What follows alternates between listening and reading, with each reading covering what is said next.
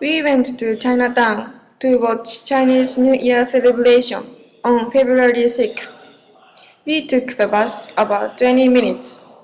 It's not far away from HTIC. First, I ate spring roll. It was delicious, but it was a little bit different from I ate before in Japan.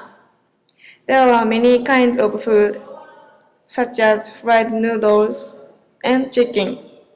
After that, I watched parade. It was very good. There were many queens, fabulous cars. There were also many colorful dragons. It was cool. After we watched parade, we went around Chinatown.